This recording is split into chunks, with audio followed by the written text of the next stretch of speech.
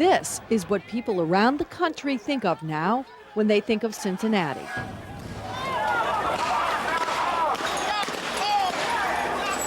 The April riots got national attention. These images have become our image.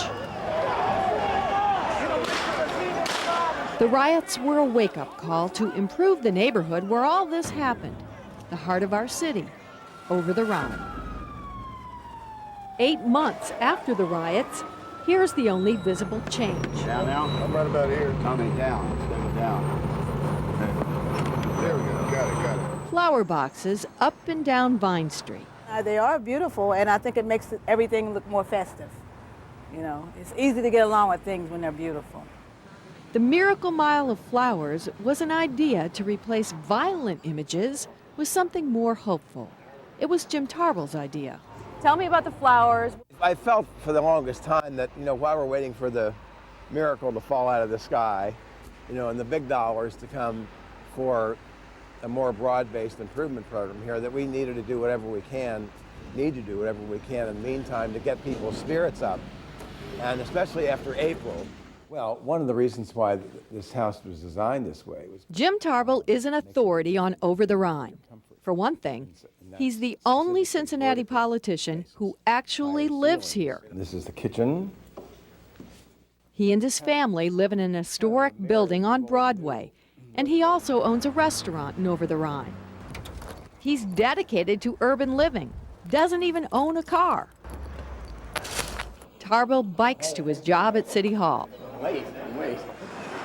And on a street many are afraid to walk, Tarbell rides like he belongs. Hi, how are you? Welcome to Vine Street, heart of the city. Where many can see only abandoned buildings here, Tarbell sees opportunity. He envisions Vine Street with shops, entertainment, mixed-income housing, and most importantly, a better mix of people. Ultimately, this is only going to change when you've got people that are living in these spaces and taking ownership. And until their eyes on the street and people asking questions, hey, what are you doing here? What's happening? Why pick that up? Pick up your litter. Why'd you throw that in there? Why aren't you in school?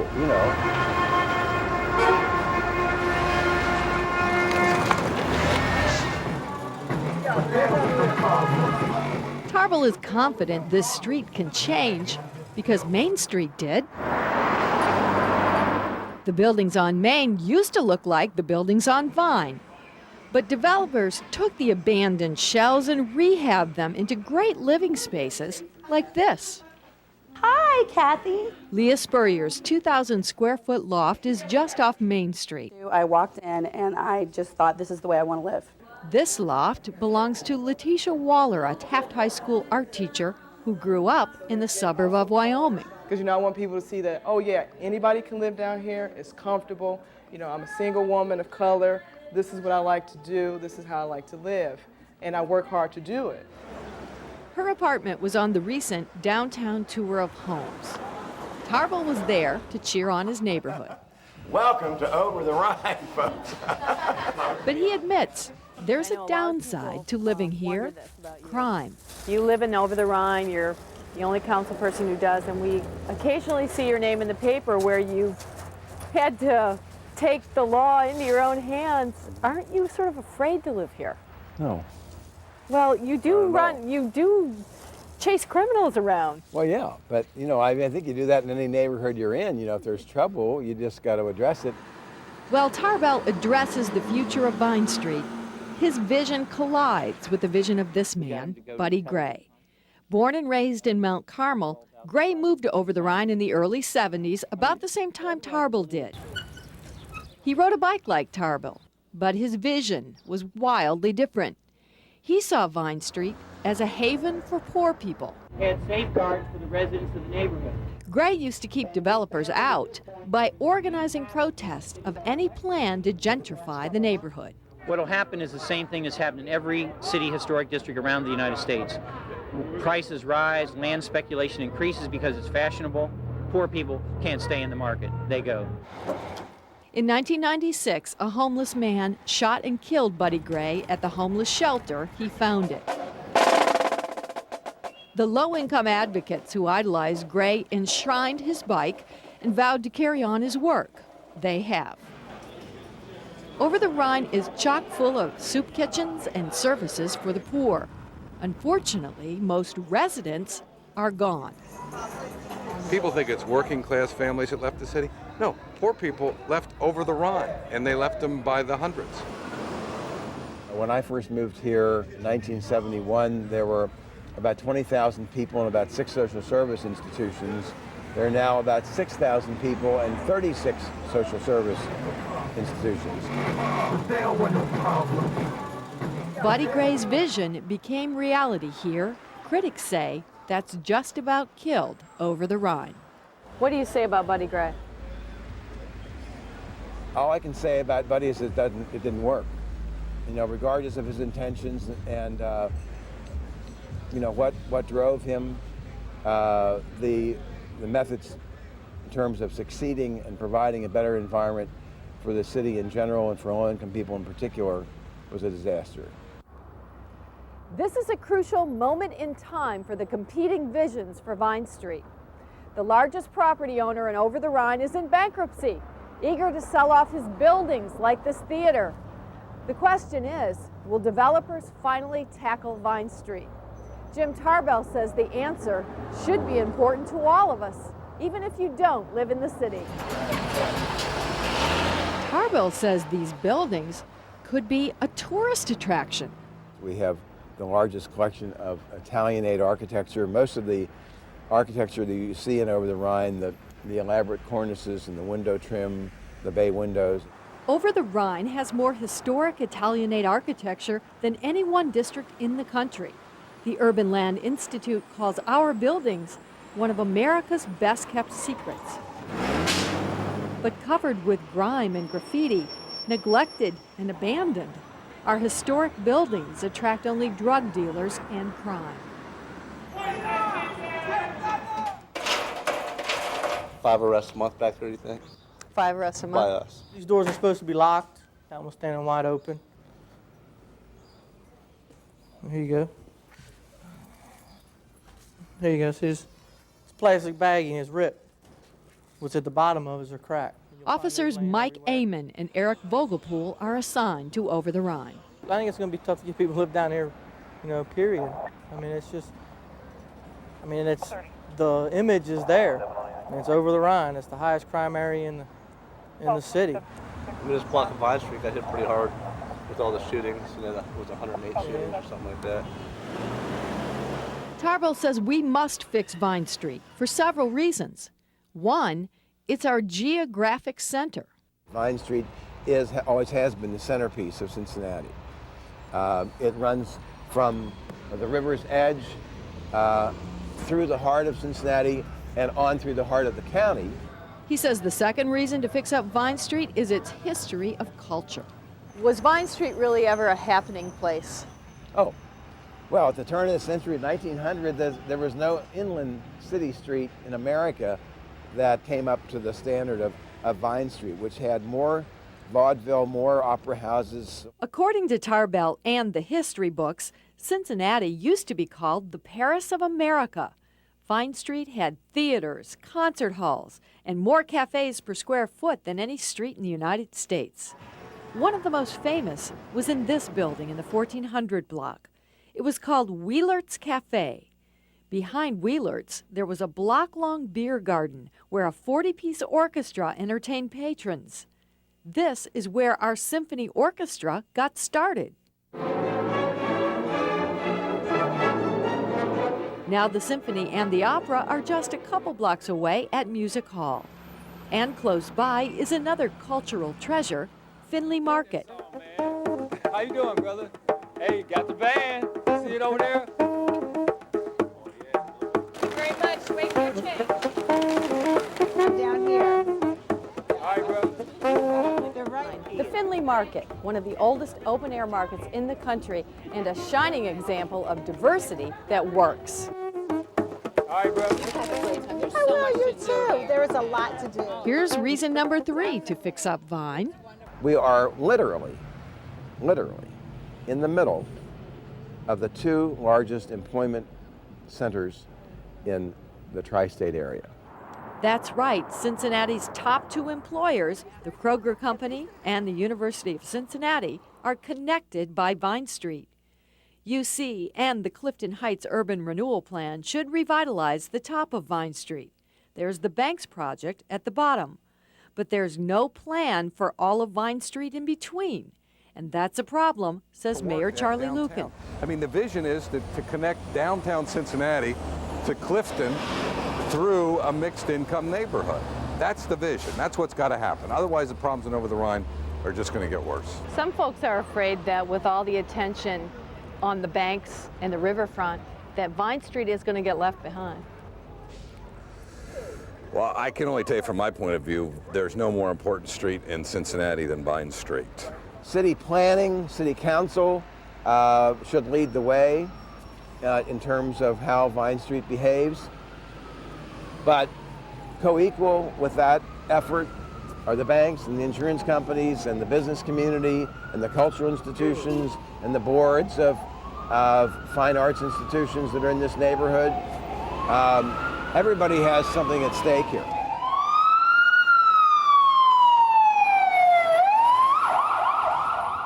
Despite the importance of Vine Street, the city bears a lot of responsibility for the sad shape that it's in today. That's because for more than 30 years, the city concentrated all the services for the poor right here. City policy discouraged development of Vine Street. The city offered no incentives for developers. Instead, the city funded low-income housing. The second and third floor have been vacant since '78. Buddy Gray's group Restock bought dozens of abandoned buildings to house the poor.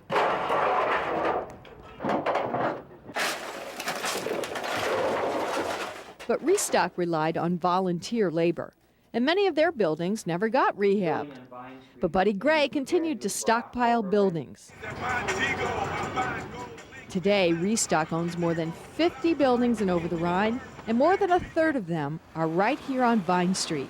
Many are important corner buildings, so Restock controls the block. And this building is one you're going to do. Some Restock board members agreed to talk about their projects. Jennifer Summers is Restock's executive director. We're going to develop our buildings. We've been here for 24 years, and we've been consistently doing the work. This green building in the 1200 block is called the Recovery Hotel. The city gave Restock $594,000 to create housing here for recovering addicts. In the mid-90s, the city gave Restock another $500,000 of your tax dollars for more low-income housing less than a block away. They call it Buddy's Place. Last year, the city gave Restock $770,000 more dollars to create more low-income housing in several more Vine Street buildings, including this former opera house. What is their track record with the buildings that they have gotten money for? F. On a scale of 8 to F. You give them an F. Well, Tarbell says Restock has a horrible track record, and this record agrees. The I-Team found this 1993 internal memo from Neighborhood Services, which says Restock has a well-documented history of not completing projects in a timely manner. So we asked Peg Myrtle, the director of Neighborhood Services, why the city keeps giving money to Restock. Why should the city give them any more money? Why did you want to do it? I think, like with any of the development corporations, private and not-for-profit, we want to support projects which get buildings done. It's been a year since the city gave money to Restock for its latest rehab project, and the progress? So far, this is it. And and signs do not a neighborhood make, Here we are, we're standing here live and in person. I don't see any activity going on. Tarbell says Restock should spend more time on buildings and less time at City Hall. Restock recently gathered the troops to fight Councilman John Cranley. It's just outrageous. And he proposed a moratorium on low-income housing in neighborhoods with too much of it. They number gentrification and racism. Cranley says Restock told lies about him. And it has been repeatedly said, and it's been very hurtful to me personally, that I want to kick poor people out of the city. That is categorically false. Cranley's proposal passed 5-4, an indictment of Buddy's vision. But now what? And you can see as you go through Over the Rhine, there are a lot of eyesores here. Marge Hamelrath is director of the Over the Rhine Foundation, a nonprofit that supports neighborhood revitalization and preservation. It's been hard to ever get total focus on Over the Rhine as the city has been able to do total focus on other projects over the years. So, you know, like the stadiums got total focus. The East End got pretty much total focus. And Over the Rhine has never had just that, let's see how we can put together and make something really work here for the betterment of the whole city. Critics like Hamelrath say the city should stop giving money to Restock and start giving it to developers with proven track records, like the developers who transformed Main Street. They took a bunch of abandoned buildings and created a vital neighborhood.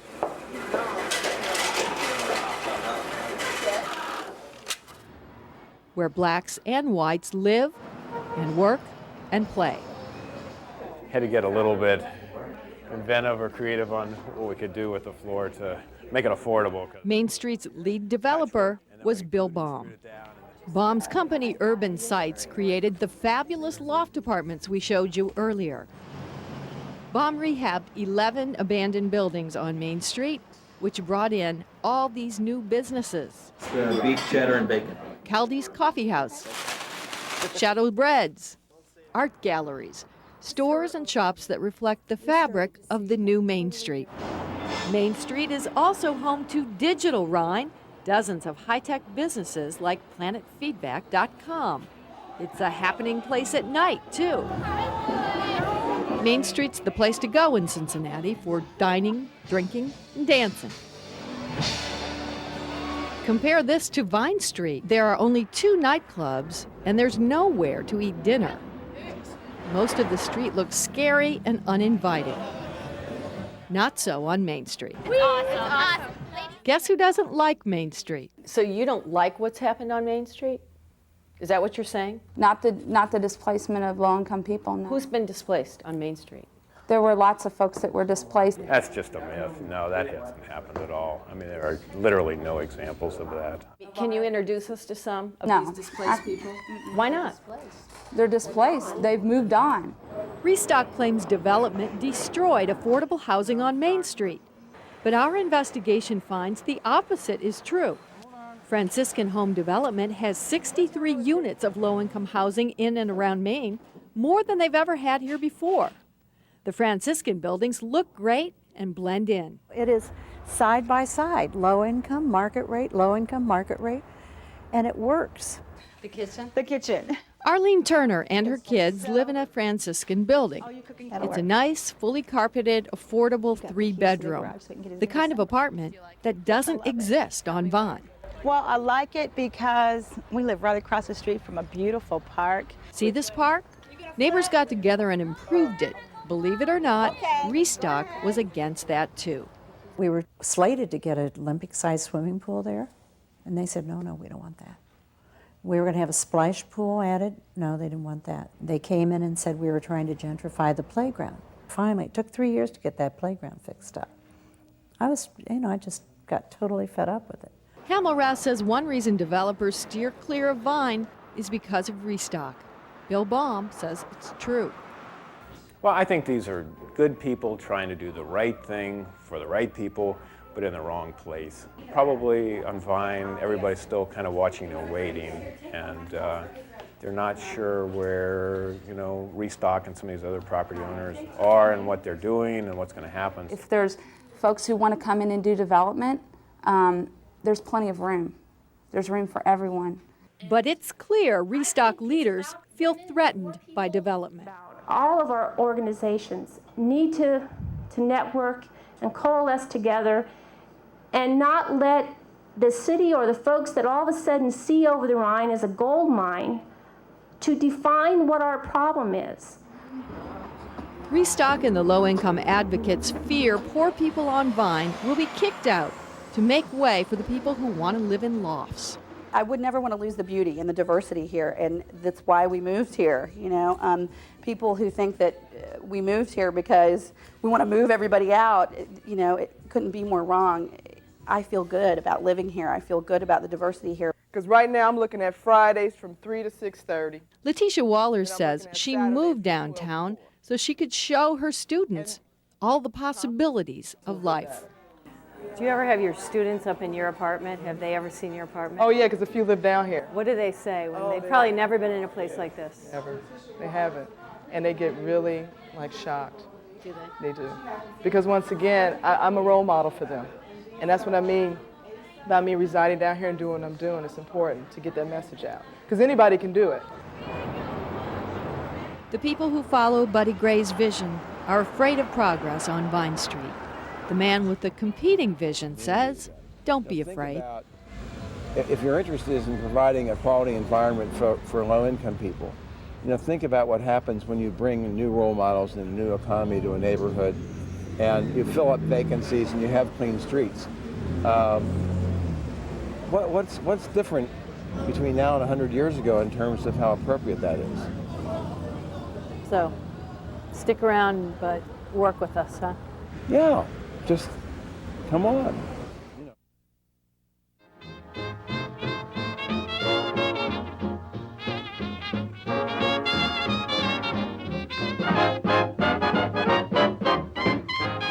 Vine Street used to have more retail activity than any place in Cincinnati. Today, only a few diehards remain. Fine for sketches, it works good with pencils. Suter's Art Supply opened on Vine in 1924, and the family business still draws fine artists from around the tri-state. Ross Hardware has been on the street since '33. Cincinnati Color since '29. Smitty's men's and boys' wear, with all its garish charm, has been here since 1922. The Franciscan bookstore, operated by the Friars, has been on Vine since 1950. Good morning, Sam. And then there's the Tucker Family Restaurant. Cincinnati Magazine named it the best hole-in-the-wall diner. Blacks and whites have been eating here since 1955.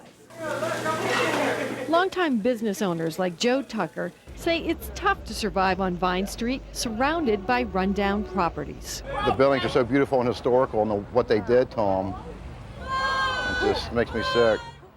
We've already told you about Restock, Vine Street's biggest property owner, and now the I-Team tracks down other owners on Vine to show you who's investing in the neighborhood and who's letting buildings fall apart. We begin with a tale of two theaters. The bad one on Vine Street is the Empire. It's boarded up, vacant, used as a trash can.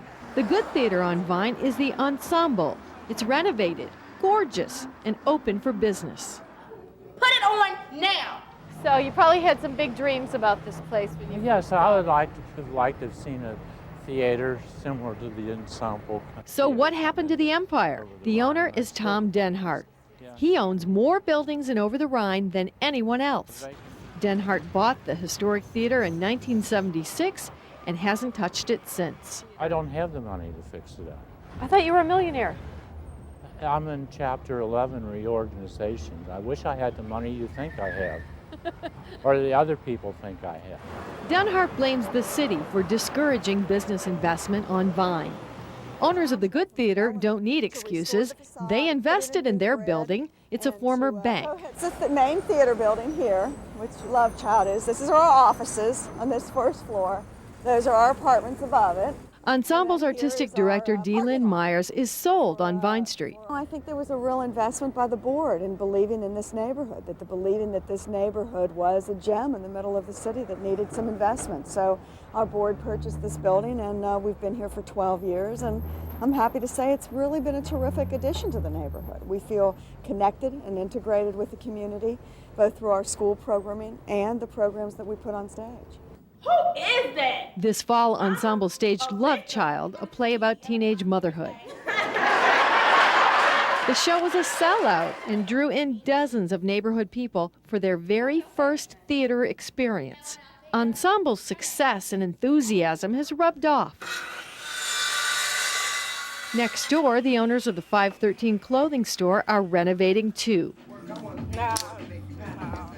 On the next block of Vine Street, Robert Lenhart took advantage of city funding and restored the facade of his historic building on the corner of 12th and Vine. It turned out to be a really nice project. I've gotten a lot of very positive comments on it, and we're just thrilled with the way it looks now. Lenhart has been in business on Vine Street since 1969. Well, we're all looking for a change, to market rate type housing where you have private investors buying and developing the properties here.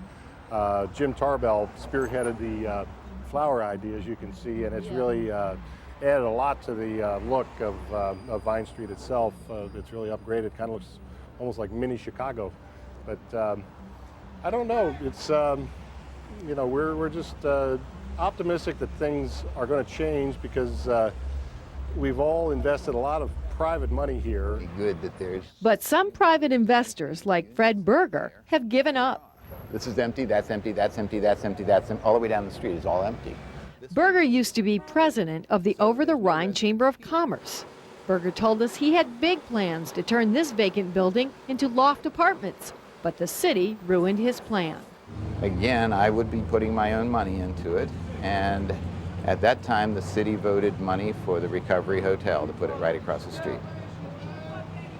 I stopped plans immediately and have never done anything. Berger owns some architectural jewels like this one with the bay windows. He owns what used to be a bar called the Loft. It's empty. You want it? You want a bar? He also owns the building that's home to the Warehouse nightclub on Vine Street and the building next to it. It's vacant and falling apart. A nonprofit group called Abandoned Buildings Company sued Berger to save the structure. Fred did respond and did take responsible action to try to stabilize the building. He tore down some of the back part, not refurbished, but stabilized and made the front part presentable. He has not done anything since then with the building. Have you pretty much given up on your buildings on Vine Street? My focus is out of this city now. I'll say that. Berger says he's investing in other cities now, and all his Vine Street properties are for sale. The final straw for him, the April riots. After the riots, the police had a hands-off policy, and it got real bad this summer. The drug dealers right in that part right there were dealing with impunity. Now you've heard from some of the private investors, but our investigation finds that it's the nonprofits that own some of the worst properties on Vine Street. Take this 5-story eyesore behind me. We couldn't wait to find out who owns this one, and it wasn't easy. The auditor's webpage says the owner is Washington Park Housing Corporation, care of Randolph. We went to the address at 105 East 4th Street, but didn't find any listing for Washington Park Housing. It says care of Randolph. Does that help? Ritter and Randolph on the 12th floor.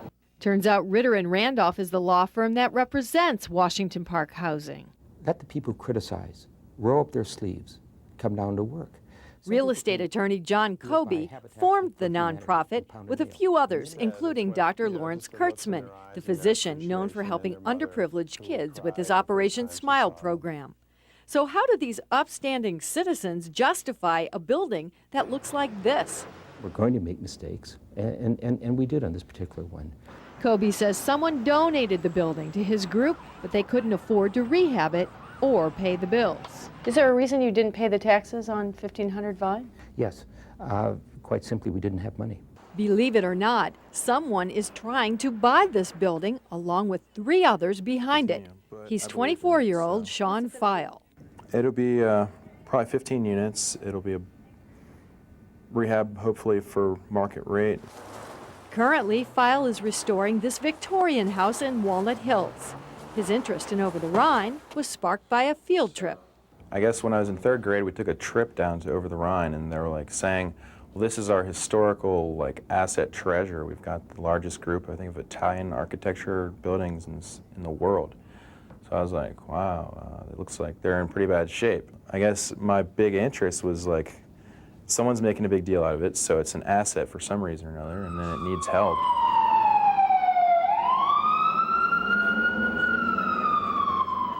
This building sure needs help.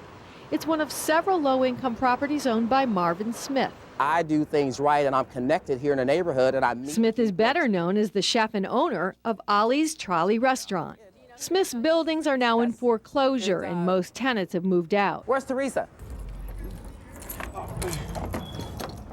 The ones still here, like Teresa Smith, live in substandard conditions with roaches, rats, falling ceilings, and broken windows. I tried to board it, tape it, and everything. Marvin Smith got nearly $1 million from the city to create this low-income housing. The Office of Municipal Investigation found Smith misused the funds. They said that I had hired people that was on my board. They said that I'd taken some personally that I wasn't entitled to. But Smith blames the city because a staffer approved every voucher he submitted. How would I get $972,000 from the city if I was, I didn't steal it, I didn't stick a gun in anybody's face. Somebody had to approve those payments.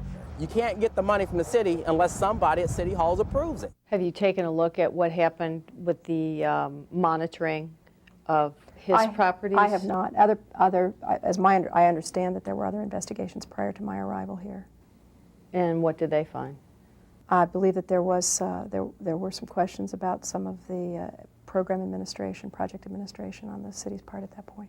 Okay. And there was disciplinary action with regard to a couple of staff people. And if they want to close the building down for economic purposes or whatever plan they got to gentrify this neighborhood, this block of 1700 Vine Street, we'll go ahead. But just treat the people right, treat them decent. I'm out of here. It makes no difference to me. Almost every building in the 1700 block is now in receivership, and there's no time to waste. These historic buildings continue to deteriorate. In November, someone set an arson fire in the Kaufman building, the most historic and architecturally valuable one on the block. So what's the plan here? What is the city's plan for 1700 Vine? I think that really the plan, there has not been a specific plan for that block articulated to my knowledge. If somebody could come with a plan and keep the city out of it, I think that's the key to it. Keep the cities as far away from this development as you can. That's the key to developing this neighborhood. Many of the people we talk to believe one thing that could jumpstart development here on Vine Street is leadership by the Kroger Company. They say Kroger should either improve its store here on Vine or build a new one. Why doesn't Kroger's have a better Kroger's? You been inside that Kroger's? Karen Dominy is a realtor. Aaliyah Stevens is a resident. Kroger's is not a good store. I went in there to get Polaroid film and a bottle of wine, and I couldn't do either. I don't shop in Kroger's. I go to the Kroger's in Coreyville. Well, yeah, it's waffles. We went shopping at the Vine Street Kroger with Arlene Turner. Let's see. Oh, well, they've got it cold, but it's all the same brand. Her only complaint inside is a lack of variety. She says the big problem with this store is the way it looks outside. The parking lot is tiny and it's often strewn with garbage. There was a shooting here in November. It's especially sad given Barney Kroger started in this neighborhood. Kroger corporate headquarters is right down the street, and the head of Kroger's, Joseph Pickler, is on the Cincinnati CAN committee. We talked to Bob Hudge, president of the Tri-State Kroger stores. One thing that keeps coming up from the people we're talking to is that they feel like they don't have a quality grocery store in Over the Rhine. Do you feel like your store on Vine Street is a quality store? No, our store on Vine Street's just a neighborhood store. And we'd love to be able to build a new store downtown. I've been working on it literally for years, but it's just not simple. For many years, Kroger planned to build a superstore right here in this parking lot at the corner of Central Parkway and Vine. But to do it, Kroger wanted to tear down the historic Hale Justice building, and the city refused. The Hale Justice building I've worked on for about 2 years here. I mean, it's really an exciting project. Developer Chris Frutkin just renovated the building. He showed off the 30 New York-style loft units on the recent downtown tour of homes. And I think Kroger's is a great corporate citizen to Cincinnati. They will do the best job that they can. We very much want to be in the city, and we've looked at several other locations. We just haven't been able to put them together real estate-wise yet. Well, Vine Street's the next big battle. Mayor Luken says the stumbling block to a new Kroger store in Over the Rhine is Kroger's demand for a big city subsidy. It's an expensive proposition that they have put on the table for us, and the city only got so much money. What do they want from the city? Millions of dollars. Millions. Kroger wants millions of dollars to build a new store. Correct. It's a wonderful company with a wonderful opportunity to make a difference in a neighborhood they see out their windows every day. It would be terrific if they managed to do something with the property. Do you have any plans to improve your Vine Street store? No plans to improve it. We continue to look at various pieces of property and things that could work, and I truly believe that we could really cause great change in our city. I think a food store would be a catalyst. Well, what do you say to critics then, who might say, hey, Kroger's just doesn't care because they still haven't done it? Well, if we didn't care, we would leave the store we have, because it's a small store that does, relatively low volume and makes very little money. So if it was just a business decision, we'd have been gone a long time ago, so we do care.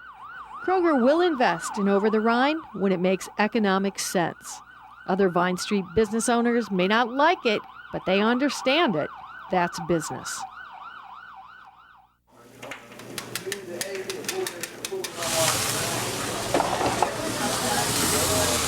Joe Tucker and his wife Carla run Tucker's Restaurant on Vine Street. Perfect timing. Hey brother, how you doing? Their patrons run the gamut from politicians to neighborhood kids. The hardworking Tuckers are an inspiration to a relatively new kid on the block, entrepreneur Chris Frutkin. My mission and goal is to get a mixed community, mixed income, mixed racial, it's someplace that's really vibrant for Cincinnati. Frutkin is president of the Over the Rhine Chamber of Commerce. On Central Parkway, Frutkin turned the historic Hale Justice building into loft apartments. Here on Vine Street, Frutkin turned an abandoned brewery into loft commercial space. The Guild House is now fully rented, but Frutkin does have a problem right next door. For years, we've seen junk cars here, we've seen graffiti on those cars. I've literally seen rats running all over this lot at night. I mean, it's just horrible for the neighborhood. And you've complained many times. Many times. This overgrown and abandoned lot hurts Joe Tucker's business too. It's right across the street from his restaurant. It's not good. People can get their cars broken into over there because you can't see what's going on. It needs to be wide open.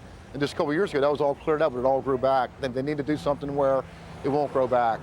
This vacant lot is one of the worst properties on Vine Street. It has overgrown weeds, abandoned cars, and lots of garbage. And you won't believe who owns it. Since 1994, the Baptist Ministers Conference. And we're going to go out and claim this city. And we're going to bring peace in this city. We speak in force, God, that the violence is over. The Baptist ministers are high profile. After the riots, they protested police tactics in Over the Rhine. Right now it's still peaceful, and we want it to keep it that way. Who would have thought the ministers would neglect what they own in Over the Rhine? I did not know they owned any property at all. I'm a little frustrated. I didn't know until this story came out that this was owned by them. And so I was quite surprised. It's no surprise to Frutkin, who's been complaining about the Baptist ministers' lot for months. What happened when you called the city's weed and litter division? You said that there's a guy that you tried to contact. Tell me about your experience. Sure. Well, basically what happened was absolutely nothing happened. I don't know who these guys are accountable to, but when you place a call to the weed and litter department, you'd think that they would get back to you, tell you about the progress, tell you about what the owner said, but nobody told me anything. As a matter of fact, nobody ever returned a message. Bill Jacoby heads the city's weed and litter department. We talked to the property owner next to the Baptist minister's lot who says he's called every week for 14 weeks leaving messages for Mr. Conley. That's a problem. I've talked to Chester about that and made it very clear that, not only do we have to be out on the streets, but we have to provide feedback to the complainants.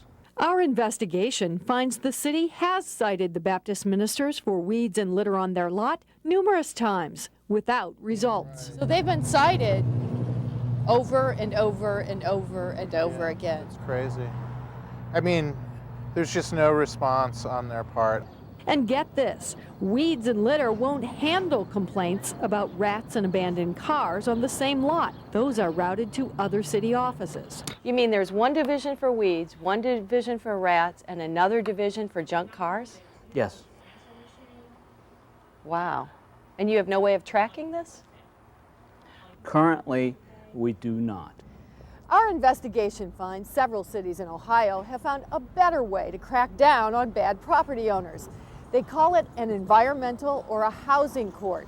One judge runs the show, gets to know all the players, and gets results. Good morning, I'm Judge Pfeiffer. Please tell me your name. Thank you. I'm Judge Pfeiffer. You are? Don Wilson. In Columbus, Judge Rich Pfeiffer runs Franklin County's environmental court. We've talked to Mr. O'Keefe, and he agrees he'll give us time to come in to put the windows in so we can board it up correctly. This couple is renovating a property for low-income housing. Their building failed a recent inspection and is considered a public nuisance. The judge asked lots of questions. Do you have written lease agreements with all your tenants? Yes, I do. Do you do tenant screening before you lease? Yes, I do, Your Honor. Building inspectors take part in the hearing to make sure the judge knows what's going on. Right. But he's fixed the property. He's fixing it up, and I'm willing to work with him, Laure. That means that if at some time in the future it is determined that you're not in compliance with the order, you could face punishment to include a fine and/or incarceration. Do you understand? Do you understand? Yes. Thank you for your time in explaining this. I'll write the entry and mail it to you at the address you say you get your mail. Some folks who watch what we do in our court might scratch their head and say, what's he doing sitting at a table in the middle of his courtroom? Why isn't he up on the bench with his robe? Well, the answer is, from my view, my personality in trying to find remedies to these problems is helped by sitting at a table eye level to eye level with the person who has the problem. We have the power to incarcerate, jail people. We have the power to take fines. I'd rather not take fines. I'd rather the money go into the property. I'd rather not put a person in jail. I'd rather have the person at the property expending his or her energies to fix up the property. The environmental court is credited with saving lots of historic buildings in Columbus and motivating bad property owners to clean up. Too bad we don't have one here. And I hope that they take this very seriously because, you know, dirt and crime go together and over the Rhine. The I-Team talked to Aaron Greenlee, leader of the Baptist Ministers Conference. Well, what has happened? Well, what has happened is people in this area have come in here, parked their cars, and they just dump stuff on you. We had some people that took care of this at one time. Well, they walked away. So what we have to do now is get someone back down here, clean this up, cut it real good, and get it cleaned up. Because you're still responsible. Sure, we're responsible for it, sure. Yeah, they said this drug deals, this is like the hot spot, you know, for drug deals and all kinds of stuff at night. This is the scariest place on the block. Okay, yeah. So what we have to do is get it cleaned up and do the best we can with it, you know, because one of the things we would like to see is the whole area be cleaned up. After this interview, the ministers had someone cut down the weeds, but they left half of them. I mean, this lot should be serving the community as a place to park. So it'd be better off as a real parking lot. Well, certainly. I mean, the Baptist ministers, if profit motive has any part of this, you know, could easily pave this lot, put up a few meters, and I'll bet you they get their money back in a year or two. I mean, not to mention servicing the neighborhood and creating value and cleanliness and being able to pay for maintaining that cleanliness. That's a good idea.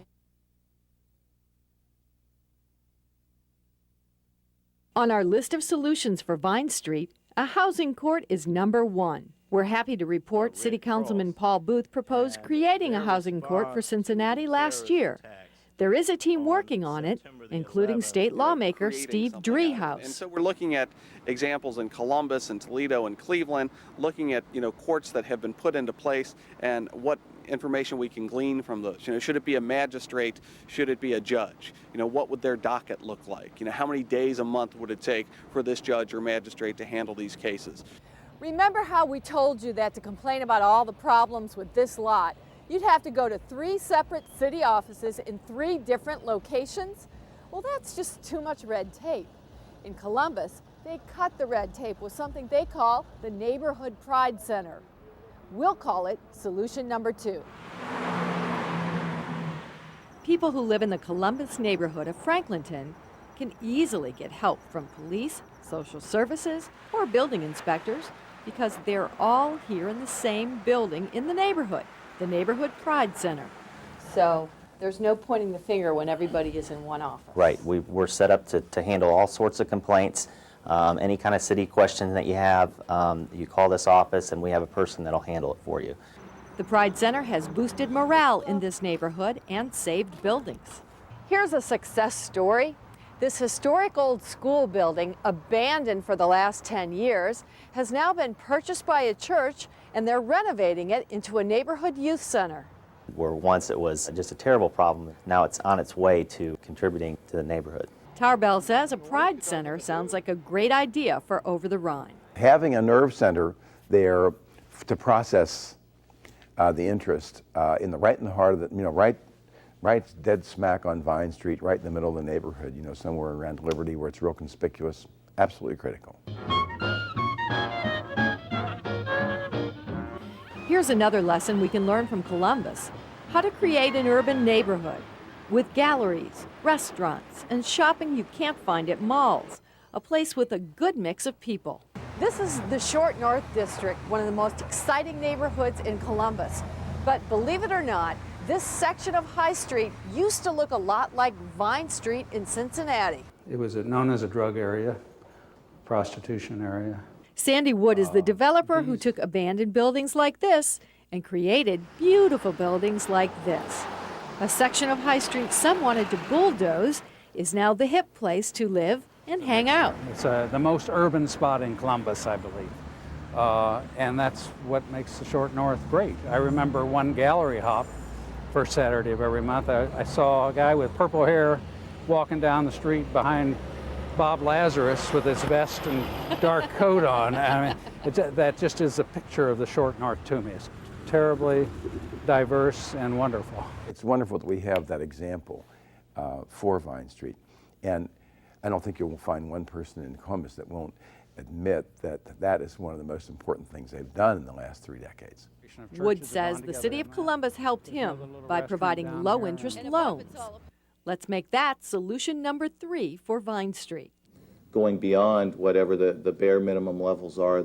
Hamilton County recently passed Commissioner Todd Portune's plan for low-interest homeowner loans. The county loans will be 3% below market rate for improvements to any property in the city. There are no income limits. Investors are welcome. Hopefully, it will help boost Cincinnati's low home ownership rate. It's only 38% in the city and just 3% in Over the Rhine. Solution number 4 is create a co-op loan program. He looks really great at the bar, actually. That would help people like Leah Spurrier and her husband Michael.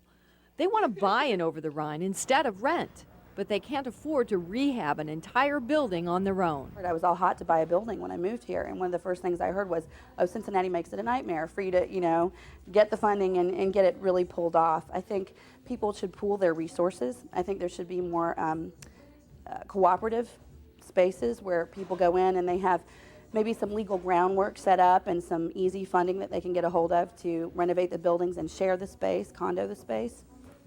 So that people like Michael and I who can't tackle an entire building just so we can have, our own apartment that we own, it's just too much. It's a lot to ask. Here's solution number 5, city-funded street improvements. Cincinnati funded street improvements on Main Street. They planted trees and buried the power lines. Now look at Vine Street. Imagine Vine without power lines and with trees.